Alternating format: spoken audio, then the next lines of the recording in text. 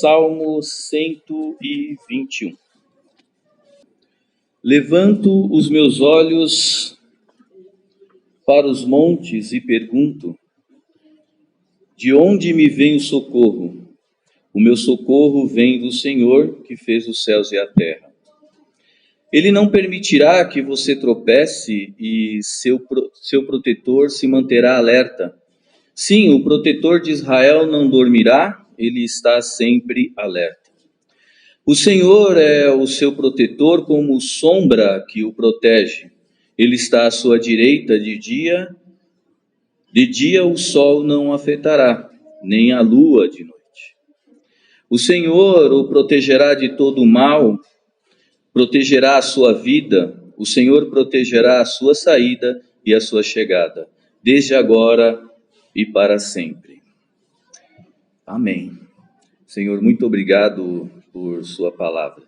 Que o Senhor possa capacitar-nos a perceber, a nos capacitar a compreender a sua palavra, de modo a que ela possa ser princípios pelos quais caminhamos. Nós lhe pedimos assim em nome de Jesus. Podem sentar? Irmãos, bom dia a todos.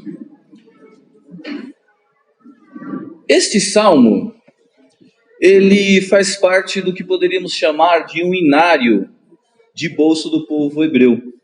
Então, cada comentarista, cada pessoa, às vezes ele tem uma nomenclatura para esses salmos, que vai do 120 até o 134. Essa coleção de hinos, elas são para serem decoradas e cantadas nos afazeres diários. Olha que coisa linda. É possível que também se cante isso nas suas peregrinações, nas suas viagens. Mas eu gosto muito dessa ideia de que são hinos para serem decorados e cantados nos afazeres diários. E eu espero que, à medida que eu vá conversando com vocês e que eu vá expondo esse poema, vocês então percebam que é para realmente decorarmos, que é para realmente ser algo do nosso dia a dia. Semana passada, no Salmo 120, nós vimos um homem que se arrepende. É o arrependimento, meus queridos irmãos. É o arrependimento que nos coloca na jornada cristã. Arrepender-se, olha só, nós sempre olhamos, arrepender-se é virar. Eu estou andando, caminhando para um lado, eu caminho para o outro. Arrepender-se quer dizer nada mais, nada menos do que parar de pensar do jeito que temos pensado sobre as coisas e examinar e pensar mais uma vez sobre aquele assunto. Olha que coisa gostosa. Para pensar mais uma vez, examine essas coisas que você está pensando e que estão conduzindo a tua vida. Olha que coisa bacana. Foi isso o que o salmista fez, é isso que fazemos e devemos fazer. É isso, o arrependimento que nos leva, que nos coloca e nos nos coloca no início da caminhada cristã. Uma caminhada cristã cheia de expectativas e entusiasmo. O começo. Mas o que deveria ser um mar de tranquilidade e paz nos surpreendeu, né? Lembram quando iniciamos? Mas pensávamos um mar de tranquilidade e nos surpreende. Quando menos esperamos, aparecem os obstáculos. Enfrentamos as dificuldades. Foi uma das primeiras grandes surpresas que tivemos na caminhada cristã. Foi as dificuldades. Ficamos confusos, não era bem o que nós tínhamos previsto para essa caminhada. Ao dizer não ao mundo e sim a Deus, nós esperávamos que todas as nossas questões fossem resolvidas. Todos os nossos problemas acabassem e que nada pudesse perturbar a tranquilidade da alma que está em paz com Deus. Aí fomos despertados bruscamente de nossas expectativas e entusiasmos. Olhamos em redor em busca de socorro, de alguém que nos auxiliasse. O Salmo 121 fala sobre isso. Nos mostra a realidade da caminhada cristã debaixo da providência de Deus.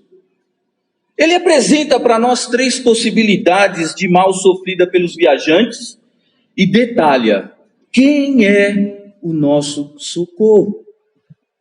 Quem é esse que é a nossa força?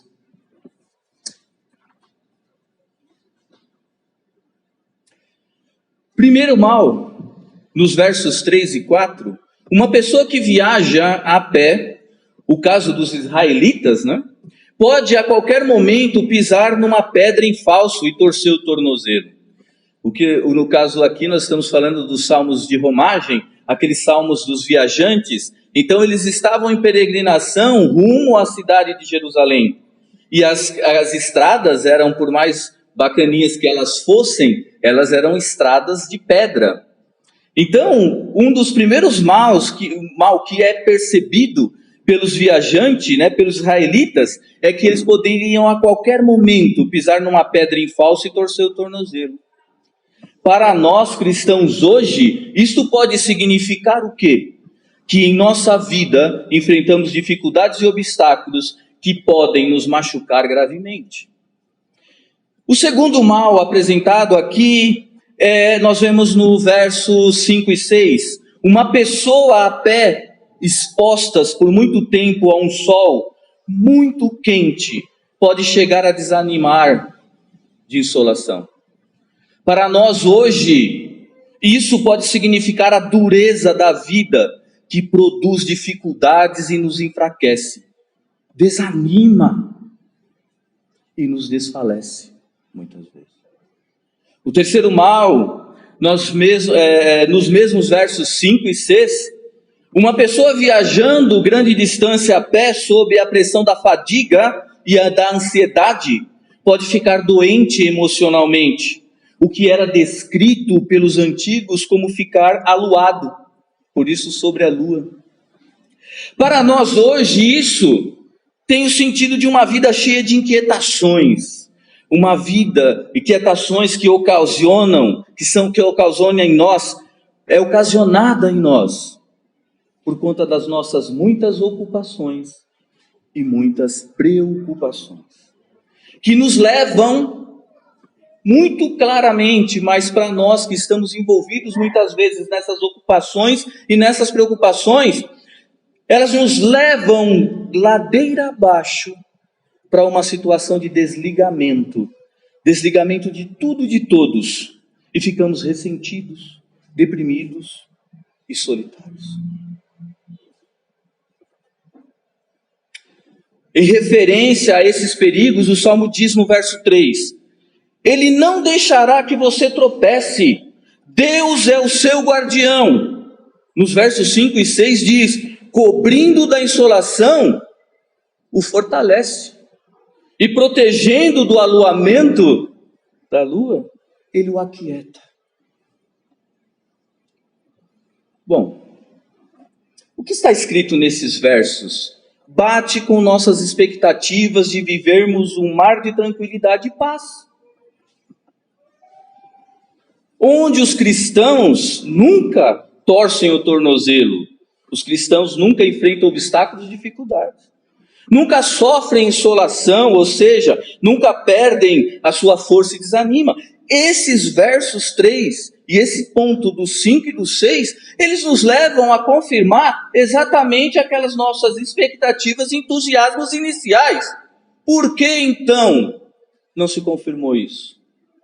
Nunca, esses versos nos dão a entender, podem nos dar a entender, nunca temos problemas emocionais.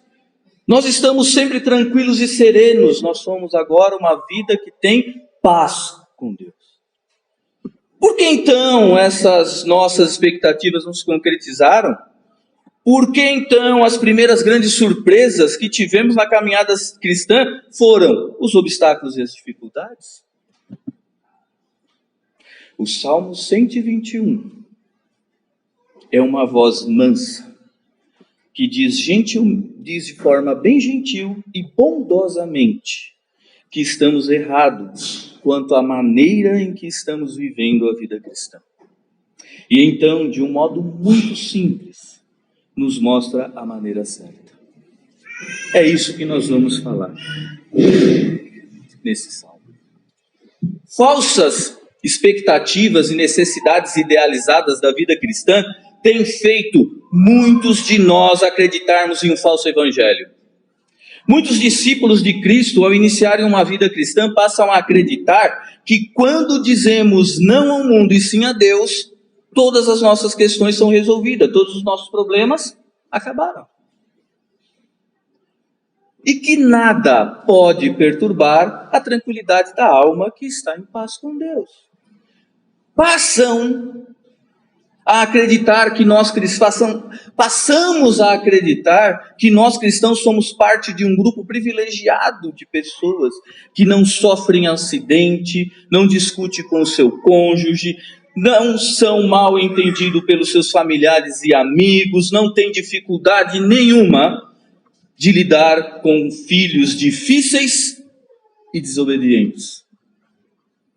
Essas falsas expectativas e necessidades idealizadas da vida cristã nos levam ainda a acreditar que se qualquer dessas coisas acontecer conosco, é sinal de que tem algo errado do nosso relacionamento com Deus. Se qualquer coisa dessas acontecer em nossa vida, e que essas coisas significam que de modo consciente ou inconsciente, não estamos vivendo de um jeito que agrada a Deus.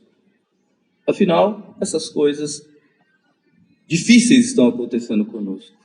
Então Deus, uma vez que pensamos que vivemos de um jeito que não agrada a Deus, então nós continuamos nesse pensamento, então Deus fica sem paciência conosco e distancia-se de nós para cuidar de alguém que mereça mais a atenção dele.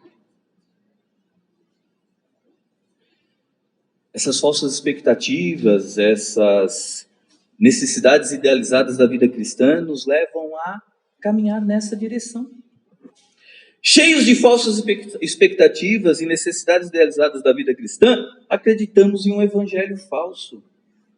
Aí quando nos deparamos com a realidade do nosso dia a dia, ficamos surpresos. Não esperávamos esses obstáculos e dificuldades na nossa nova jornada.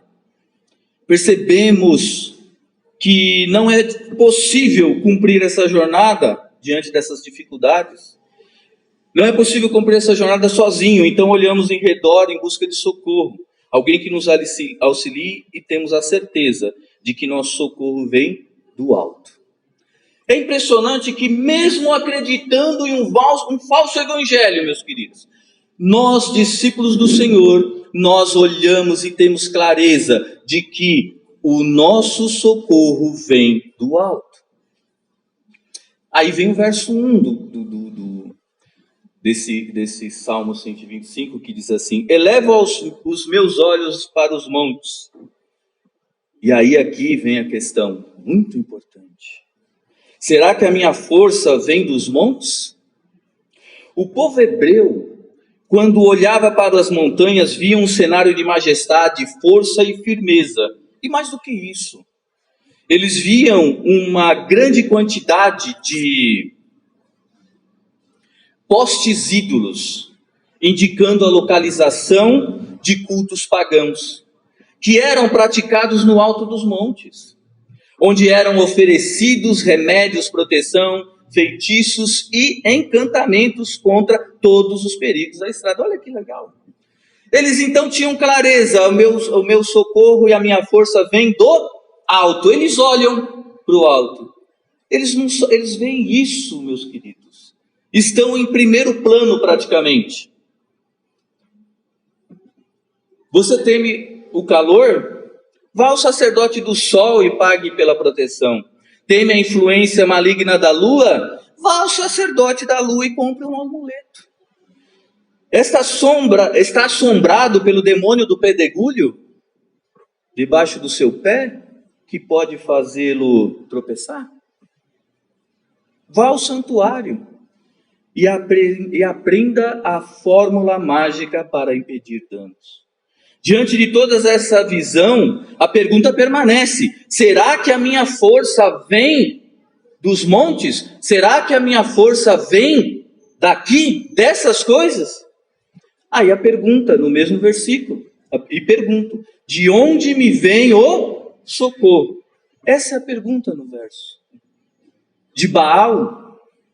Do poste ídolos de Acera, do sacerdote do sol, da sacerdotisa da lua?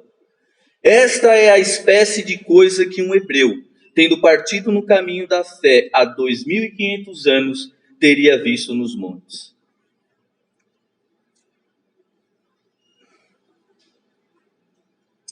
Eu acredito, sinceramente, que é isso que vemos hoje.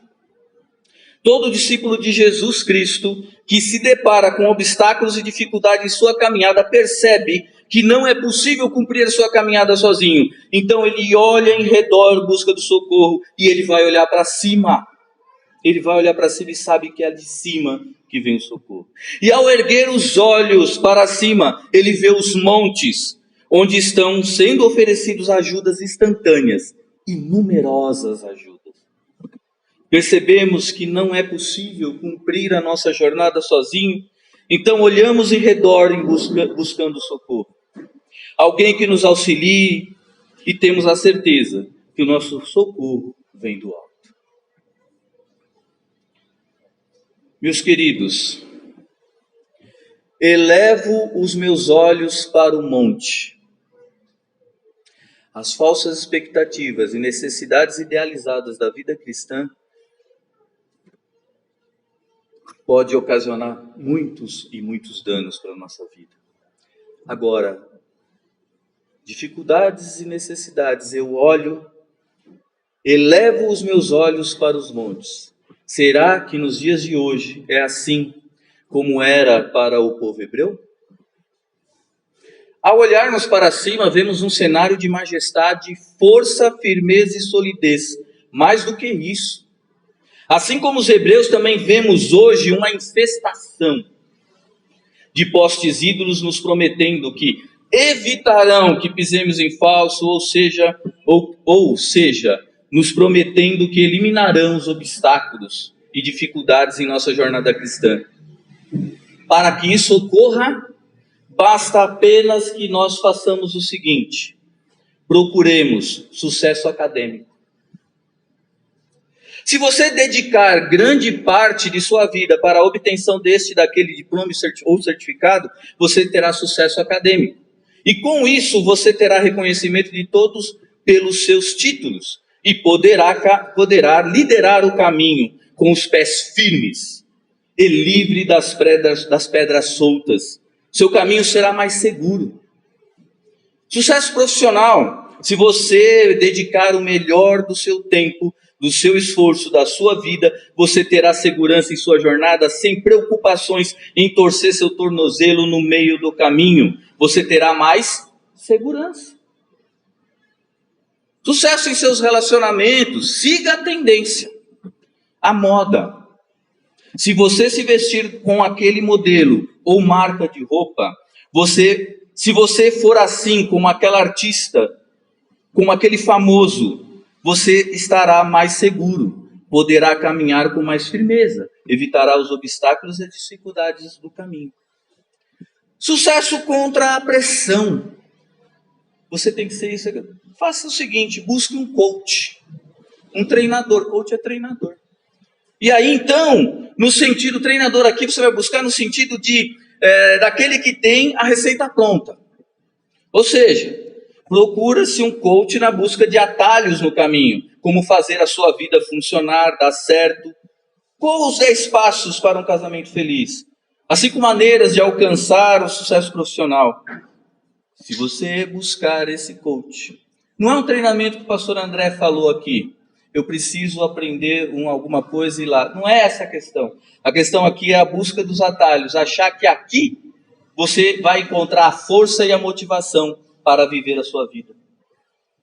E aí é um poste-ídolo. E aí ele fala para você e te promete. Desta forma, você alivia a pressão em determinada área, fazendo com que esta área funcione bem. Sucesso contra a fadiga. Busca de terapias alternativas que prometem restaurar o equilíbrio físico, regularizar suas funções vitais e equilibrar o campo mental e emocional. E outras que prometem trabalhar o corpo e a mente de forma interligada, através dos exercícios que auxiliam no controle da ansiedade, dores no corpo e estresse. E ainda outras que oferecem ajuda para melhorar a concentração, o autoconhecimento, a diminuição do estresse e da ansiedade, contribuindo na prevenção e no combate a vários males, além de fortalecer o sistema nervoso e imunológico. Isso aliviará o seu cansaço causado pela jornada cristã. É o que é prometido. Sucesso contra o estresse. Tenha momentos de distração, divirta-se, tenha momentos de lazer. Tire férias, vá viajar. Isto fará com que você evite o estresse. Isso te deixará mais leve e evitará doenças mentais comuns na caminhada da vida. Como podemos ver, os dias de hoje é assim como era para o povo hebreu. Diante de tudo isso, a pergunta permanece: será que a minha força vem dessas coisas? Será que a motivação do meu viver vem dessas coisas? Será que é isso que me faz levantar pela manhã? Será que é isso que me faz caminhar? É para essa direção que eu estou indo? É esse o propósito da minha vida? É daí que vem a minha força? E vem a pergunta do Salmo: de onde me vem o socorro? A pergunta no verso 1. Do sucesso acadêmico e profissional, do poste-ídolos, da popularidade e aceitação, do sacerdote das doenças mentais, da sacerdotisa das terapias alternativas? Estas são as numerosas e instantâneas espécies de ajuda que um cristão, tendo partido no caminho da fé hoje, está vendo nos montes. E vemos isso por conta das nossas falsas expectativas e necessidades idealizadas da vida cristã. A verdadeira expectativa e necessidade real para uma vida cristã é a providência de Deus.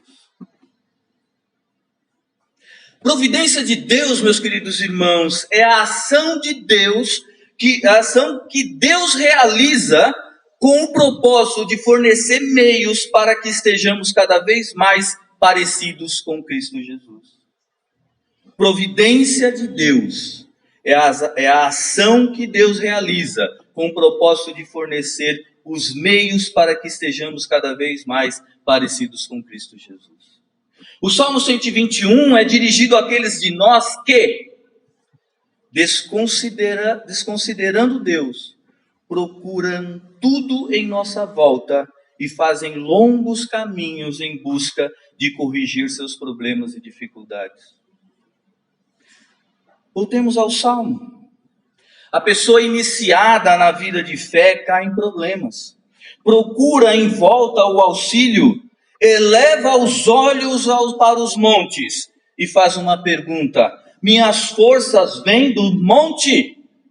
Aí o salmista responde: não. A resposta é: o meu socorro vem do Senhor que fez os céus e a terra.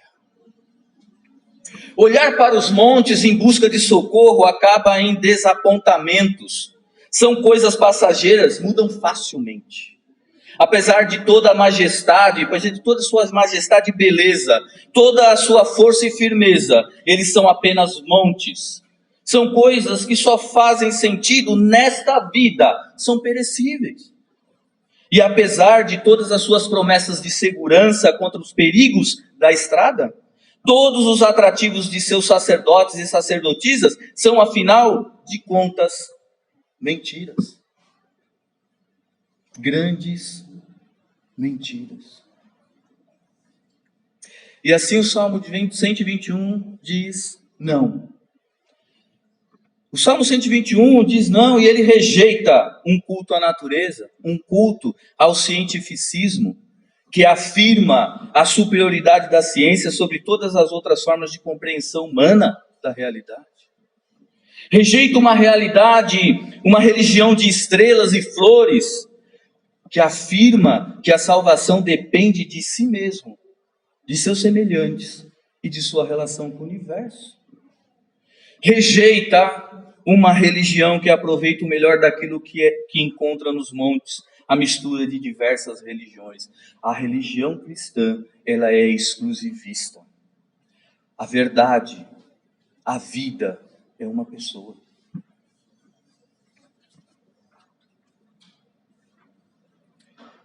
Em vez disso, olha para o monte que fez, olha para o Senhor que fez os céus e a terra. A ajuda vem do Criador, não da criatura, não da criação. O Salmo 121 rejeita toda essa lista. E aí ele olha para os montes e ele diz: de onde me vem o socorro? O meu socorro vem do Senhor que fez os céus e a terra. A ajuda e a minha força, ela vem do Criador, não da criação. O nosso Criador, e aí ele fala e começa a descrever quem é o nosso Criador. Verso 3, ele não permitirá que os seus pés tropecem, o seu protetor se manterá alerta. Sim, o protetor de Israel não dormirá, ele está sempre alerta. Esses dois versículos poderiam ser traduzidos dessa forma: o que não permita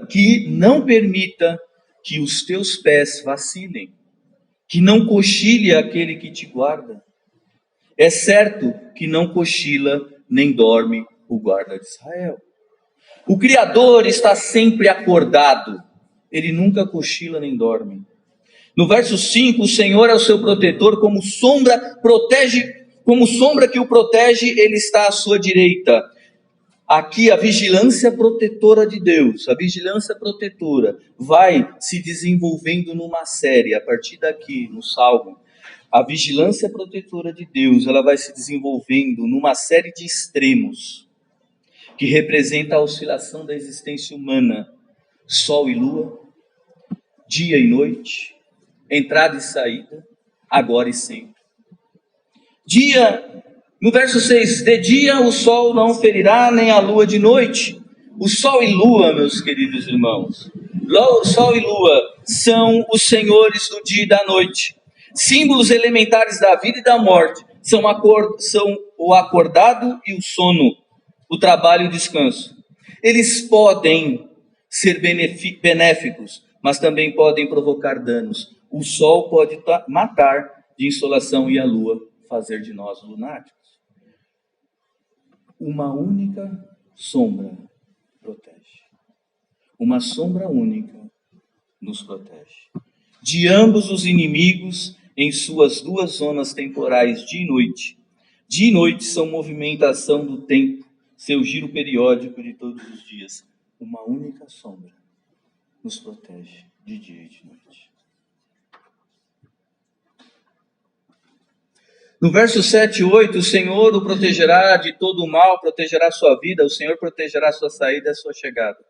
Entrada e saída envolve toda a atividade humana, é a expressão dos extremos.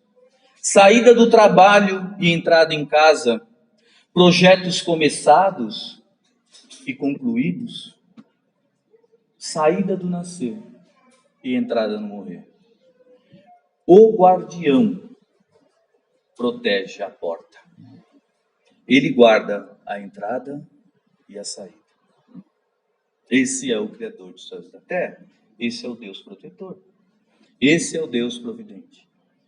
Desde agora e para sempre, agora e sempre formam as extremidades essenciais. O passado já foi. A proteção há de se sentir no momento presente do perigo.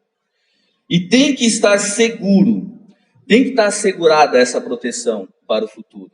De outro modo, a tranquilidade não é plena, e o espírito angustia-se pelo que pode ver. Essas extremidades representam toda a vida humana.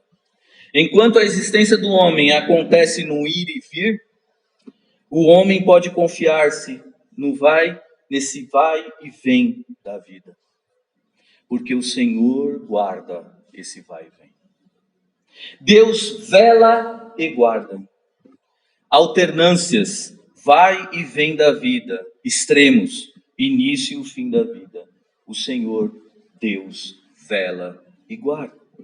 A promessa do Salmo, tanto aos hebreus como aos cristãos, não é que nunca iremos dar topadas com os pés, mas que nenhum ferimento, nenhuma doença, nenhum acidente, nenhuma ansiedade terão poder maléfico sobre nós.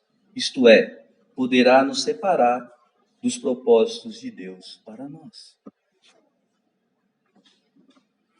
A verdadeira expectativa e a necessidade real da vida cristã, meus queridos irmãos, é a providência de Deus. Providência de Deus é a ação que Deus realiza, com o propósito de fornecer os meios para que estejamos cada vez mais parecidos com Cristo Jesus. 3 vezes o Salmo 121 refere-se a Deus pelo nome pessoal Yahvé, traduzido como Senhor, nos versos 2, 5 e 7. 8 vezes ele é descrito como guardião, ou aquele que guarda, nos versos 2, 3, 4, no verso 5, 2 vezes, no 7, 2 vezes e no 8. O guardião da sua e da minha vida. Aquele que, através da sua providência, todas as suas ações que ele realiza, tem o propósito de nos fornecer meios para que estejamos cada vez mais parecidos com Cristo Jesus. Esse é o seu propósito. Ele não é um executivo impessoal dando ordens lá de cima. Ele é um ajudante, ele é uma ajuda presente e a cada passo de nossa caminhada cristã. Você acha que o modo de descrever, você acha que o modo de contar a história da jornada cristã é descrever seus problemas e tribulações? Você acha que o modo de contar a história da sua jornada cristã, é descrever os seus problemas e tribulações? Não é. O modo de contar a história da jornada cristã é dizer o nome e descrever o Deus que nos preserva, acompanha e governa. Nem toda a dificuldade do mundo pode nos machucar, a não ser que entre em nós. Imaginem um barco. Ele pode ter a tempestade que for. Pode acontecer o que acontecer. Se não entrar água dentro dele, ele continua navegando. Essa é a promessa do Salmo, que Deus o guarda de todo o mal. Não é o demônio da pedra solta, não é o ataque feroz do Deus Sol, não é a influência da deusa Lua, não é o demônio da insegurança, não é o ataque feroz do Deus da enfermidade, não é a influência da deusa doenças emocionais. Nada disso pode separar você do chamado e do propósito de Deus. Nada. Desde o tempo do seu arrependimento, que o tirou da terra da mentira, até o tempo de sua glorificação com os santos no céu, você está seguro? Deus o guarda de todo o mal. Nenhuma das coisas que lhe acontecem, nenhuma das dificuldades que você encontra, tem algum poder para se colocar entre você e o Criador dos céus e a terra, o nosso Deus. Enfraquecer não tem poder para enfraquecer a graça dele em você, distrair a vontade dele de você, nada.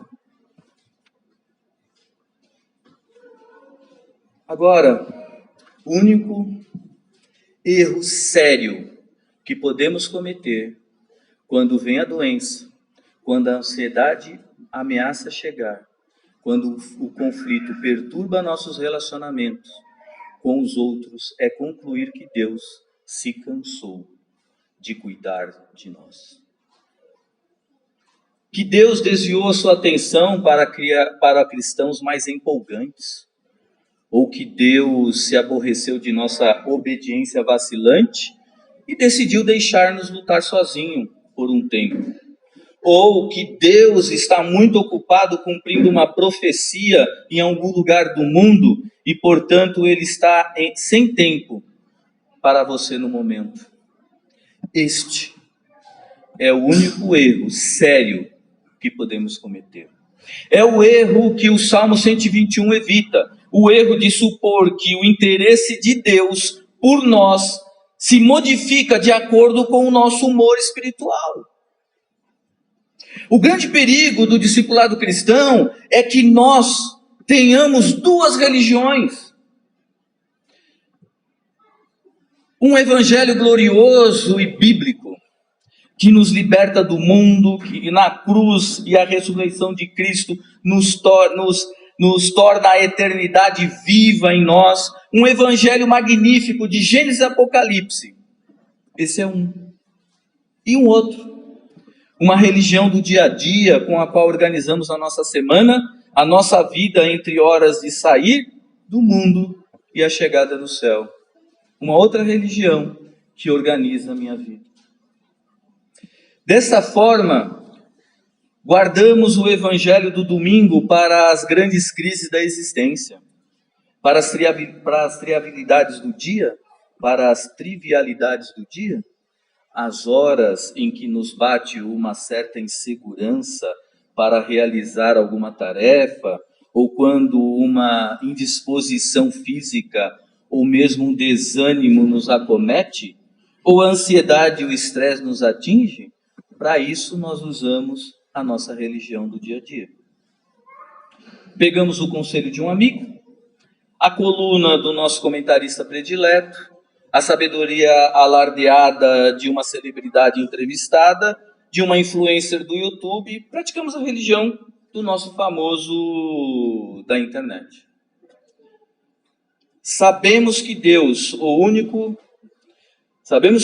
Criador, sabemos que Deus criou o universo e executou nossa salvação eterna.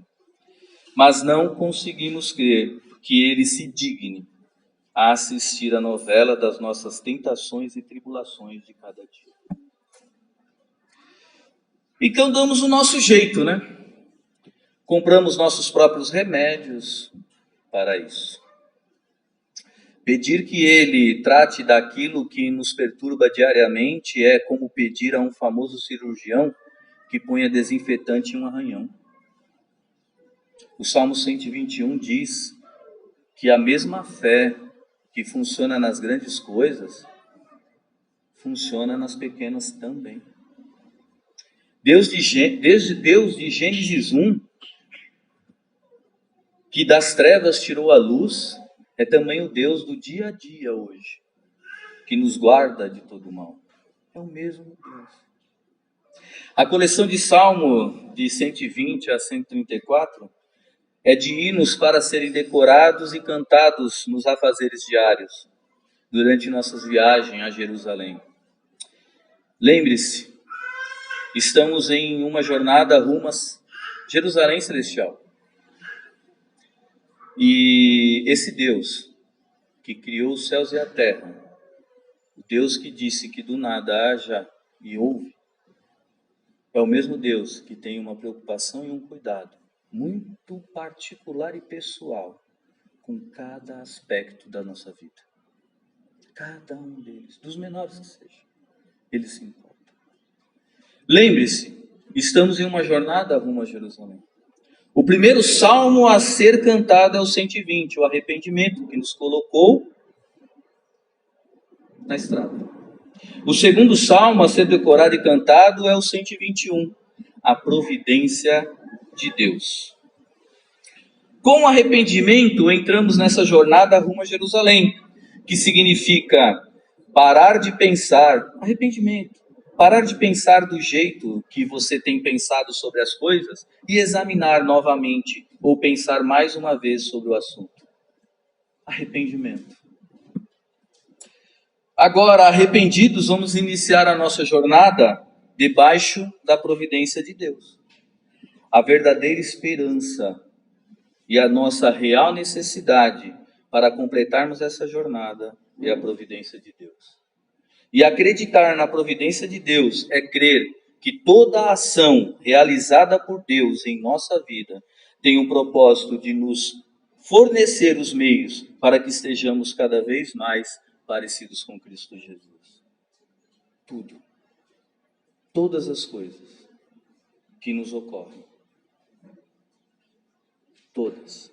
Se eu creio na providência de Deus, eu vejo que Deus está se revelando na minha e na sua vida através da história da sua vida. A providência de Deus. Precisamos acreditar. E aí entra aquela história, a tempestade está comendo doido. Parece quem olha para mim fala, esse menino não deveria nem mencionar o nome de Deus, de tanta desgraça que acontece na vida dele. Pensem, creiam, providência de Deus.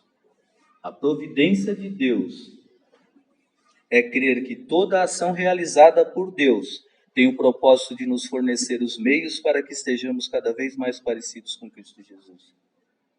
Portanto, olhemos para a providência de Deus. É aquilo que está acontecendo em nossa vida e que Ele está utilizando para que sejamos cada vez mais parecidos com Ele. Providência. Salmo 121. Providência de Deus. Oremos. Senhor Deus e Pai, muito obrigado por esse tempo que expomos a sua palavra. Que o Senhor possa nos fazer compreender melhor, nos fazer viver melhor a sua palavra.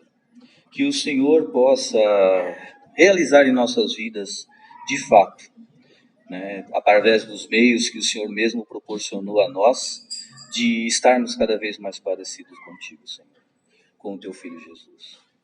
Senhor, que nós possamos ver que o Senhor está, através da história da nossa vida, se revelando a cada um de nós. Que o Senhor é um Deus pessoal, um Deus que está junto conosco. É um Deus que é Criador dos céus e a terra, grandioso, mas é um Deus que está conosco e se importa. Muito obrigado, Senhor, pela tua providência. Que nós possamos sair daqui gratos pela tua providência. Nós lhe agradecemos e pedimos assim em nome de Jesus. Amém.